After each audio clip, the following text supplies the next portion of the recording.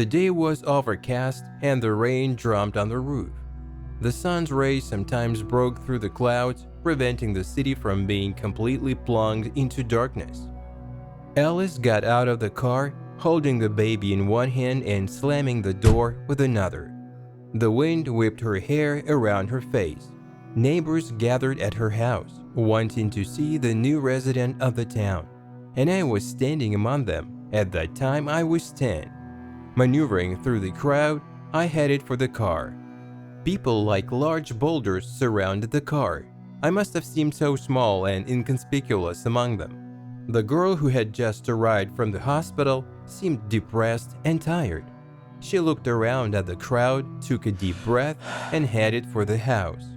Keys jangled in her hands, and Alice opened the door and disappeared in the back of the house. There were outraged shouts from the neighbors. Soon Jared, the husband of the young mother and the father of the child, got out of the car. The man began to report to the neighbors. His eyes were confused, rather scared. His face was covered with stubble and his shirt was stained, as I had never seen him like that before. I didn't hear what he said. His voice was hoarse and muffled. After a few minutes, the crowd began to disperse, and I followed their example. At night, the child's screams were coming from the Alice's house.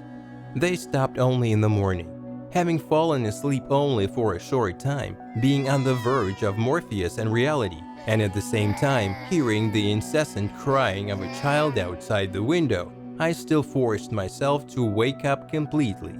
The sun was still hidden by clouds. The morning was gloomy, but I still decided to go outside and refresh my tired and not woken up yet head. During the night, puddles formed on the ground, and the wind drove the yellow leaves to my feet. A dog was digging in the trash container outside my house. Having noticed me, she growled menacingly and went back to searching for food that would prolong her life for at least a few more pointless days. I moved forward with timid steps, careful not to slip in the mud. Soon my eyes caught Alice coming out of the house. Her hair was disheveled, and her eyes were surrounded by gray bags from a sleepless night. The girl was pushing a baby carriage in front of her, holding tightly to the handrails. When I got a little closer to her, I saw that a stream of white saliva was flowing from the corner of her mouth. Alice laughed out loud when she saw me foaming at the mouth. At the time, her laughter seemed to be creepy and giving you shivers. There was a muffled mumble in the carriage. The girl beckoned to me with her hand, glaring madly at me and pointed at the baby stroller. "Look, she doesn't cry anymore. She's become a good girl," Alice said in a trembling voice, forcing a crazy smile. I looked at her in disbelief, and then I stood on my toes and saw the baby. She had large, mesmerizing blue eyes, moist and glistening with light, but when I looked down, I saw her mouth sewn up with red thread. From the baby's lips, scraps of thread protruded roughly intertwined. The girl tried to scream as hard as she could, squirming in her bloody underwear, but the effort was only a suppressed mumble. Alice laughed out loud again, her whole body trembling. I remember how dazed and half-fainted I ran home as fast as I could. I got dizzy, the streets blurred before my eyes, I fell to the ground and vomited. Then, having mastered myself, I reached the threshold of my house. The door was open, my legs gave way, and I fell again. The hall was silent, and all I could hear was the feverish beating of my own heart. I don't know how long I lay there, but by then I had gone over what I saw dozens of times in my head. The child's sewn-up mouth, her pleading, pain-drenched eyes, came back to me again and again. As soon as my mother came home from work, I tried to tell her everything, but only inarticulate sentences came out of my mouth. My mother looked scared, and she hugged me and didn't let go for a long time.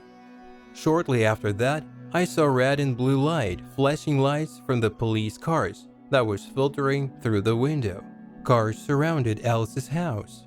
I saw a police officer run out of her house, throwing up his lunch as he did so. After this incident, I was repeatedly taken to a psychiatrist. My parents were depressed and refused to talk to me about this horrific event. A few weeks later, at school I learned that Alice's husband had been found dead in his own bed. My classmates said when they took out Jared's body, his face was blue with scarlet bruises and his eyes were sewn shut. The child's body was nailed to the wall. When she was found, she was still alive, but died soon after.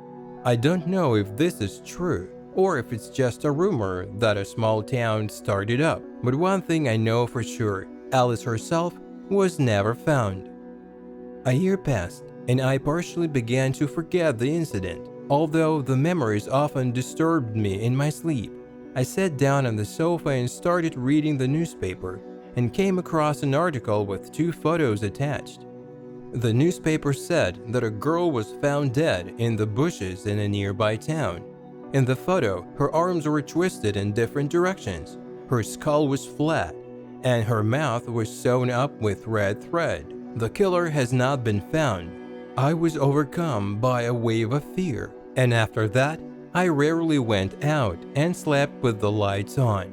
But one evening, still afraid of the blurred shadows and the darkness of the night, I lay down on the saving bed. On the verge of sleep, I felt a sharp prick in my side. I threw off the bedclothes and saw a sharp needle wrapped in a red, thin thread lying on the bedclothes.